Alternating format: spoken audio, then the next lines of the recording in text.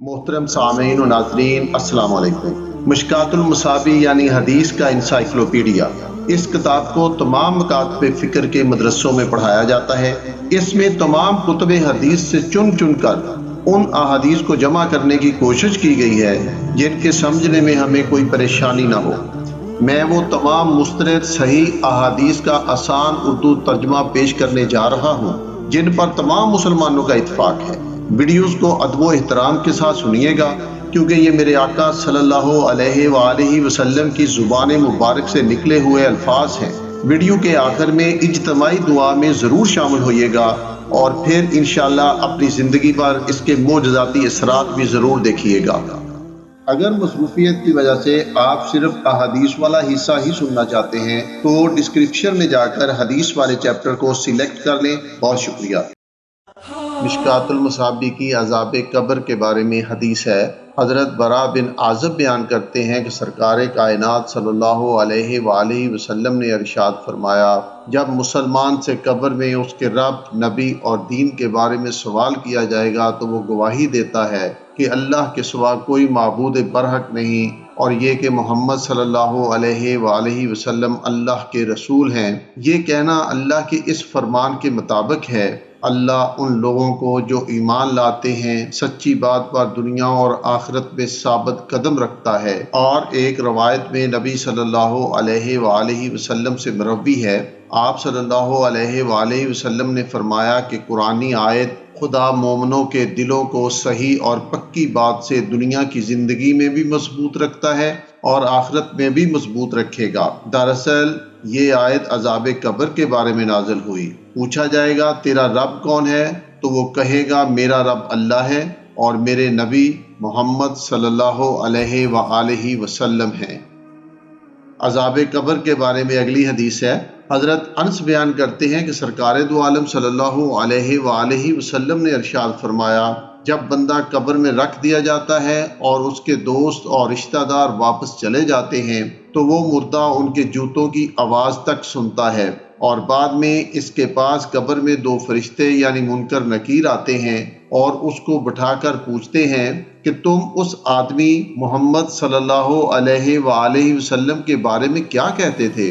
इसके जवाब में बंदा मोमिन कहता है, मैं इसकी गवाही देता हूँ कि वो मोहम्मद सल्लल्लाहु अलैहि वसल्लम बिलाशुबा अल्लाह के बंदे और उसके रसूल हैं। फिर इस बंदा से यानी मुर्दा से कहा जाता है कि तुम अपना ठिकाना दोज़ख में देखो जिसको अल्लाह ने बदल दिया है और इसके बदले में तुम्हें जन्नत में जगह दी गई है। चुनाचे वो मुर्दा दोनों मकामात यानी जन्नत और दोज़ख को देखता है और जो मुर्दा मुनाफिक या काफिर होता है उससे भी यही सवाल किया जाता है कि इस आदमी यानी मोहम्मद सल्लल्लाहु अलैहि वसल्लम के बारे में तुम क्या कहते थे। वो इसके जवाब में कहता है कि मैं कुछ नहीं जानता, जो लोग यानी मुसलमान कहते थे वही मैं भी कह देता था। इससे कहा जाता है ना तूने अपनी अक्ल से इन्हें पहचाना और ना तूने कुरान शरीफ पढ़ा और इन्हें पहचाना। ये कहकर इसको लोहे के गुर्जों जो ऊपर से गोल मोटे और नीचे से पतले होते हैं उनसे इसको मारा जाता है कि इसके चीखने और चिल्लाने की आवाज़ें सवाए जिन्नों और इंसानों के करीब की तमाम चीज़ें सुनती हैं। अज़ाब कब्र के बारे में हदीस है। हज़रत अब्दुल्ला बिन उमर बयान करते हैं कि सरकार दो आलम सल्लल्लाहु अलैहि वसल्लम ने फरमाया, जब तुम में से कोई मरता है तो कब्र के अंदर सुबह और शाम इसका ठिकाना इसके सामने लाया जाता है। अगर वो जन्नती होता है तो जन्नत में उसका ठिकाना दिखाया जाता है और उससे कहा जाता है कि ये है तेरा ठिकाना, इसका इंतज़ार कर यहाँ तक कि क़यामत के दिन अल्लाह तुझे दोबारा उठाकर वहाँ भेजेगा।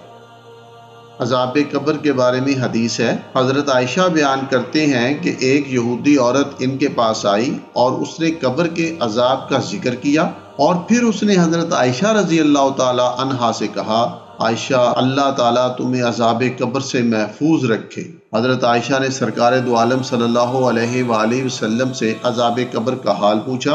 आप सल्लल्लाहु अलैहि वसल्लम ने फरमाया, हाँ कब्र का अज़ाब बरहक है। हज़रत आयशा फरमाती हैं कि इस वाक़े के बाद मैंने कभी रसूलुल्लाह सल्लल्लाहु अलैहि वसल्लम को नहीं देखा कि आप सल्लल्लाहु अलैहि वसल्लम ने कोई नमाज पढ़ी हो और कब्र के अज़ाब से पनाह ना मांगी हो।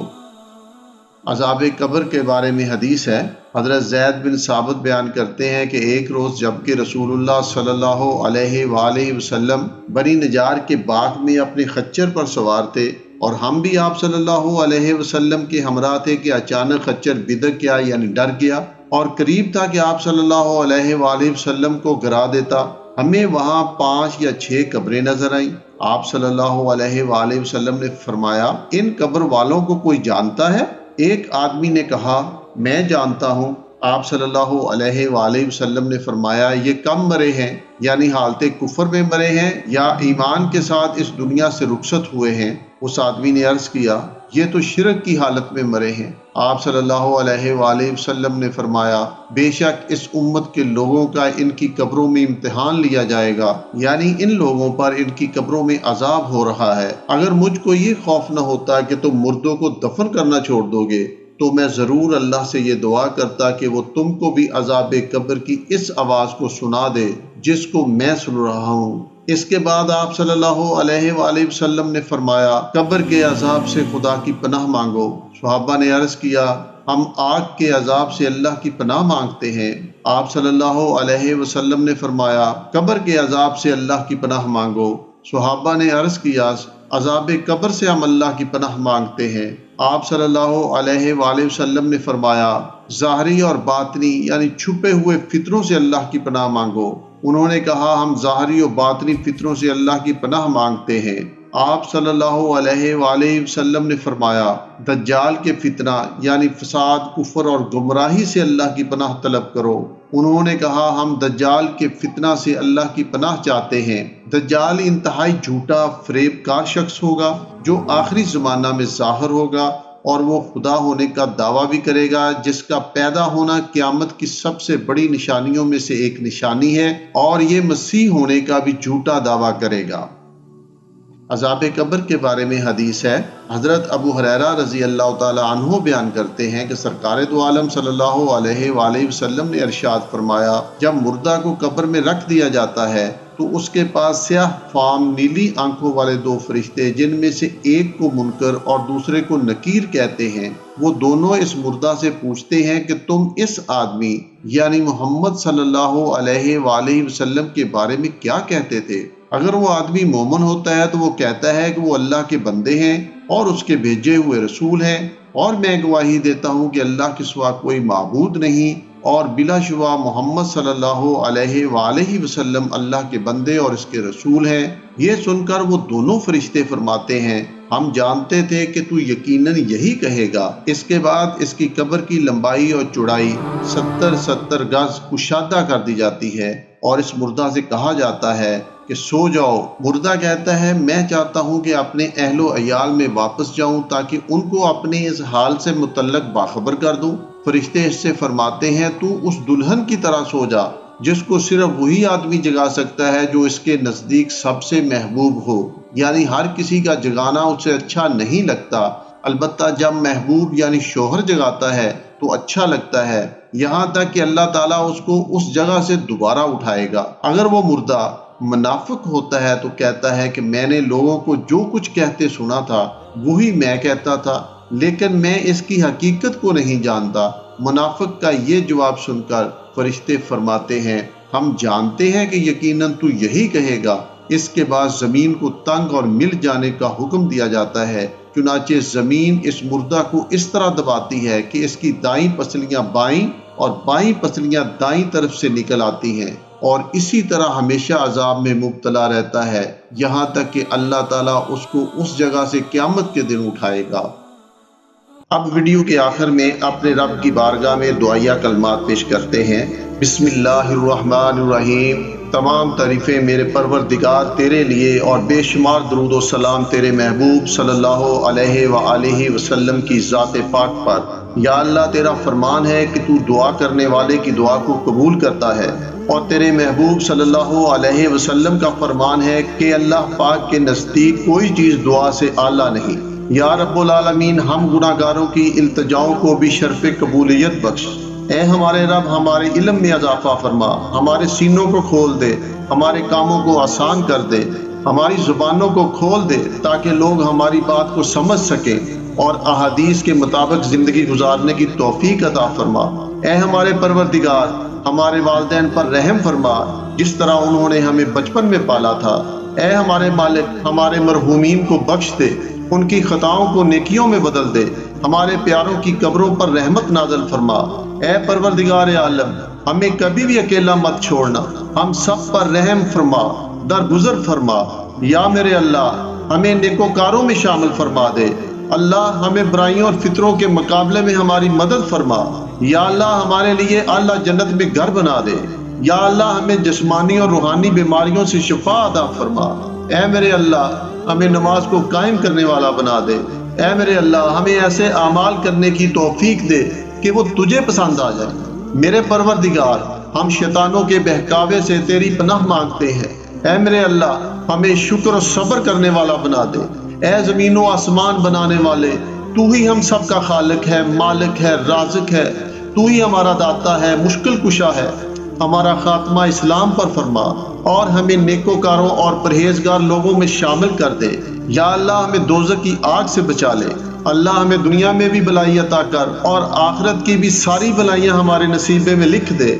اے ہمارے پروردگار، ہمیں اپنی بیویوں سے، اپنے شوہروں سے، اپنی اولاد سے محبت کرنے والا بنا دے۔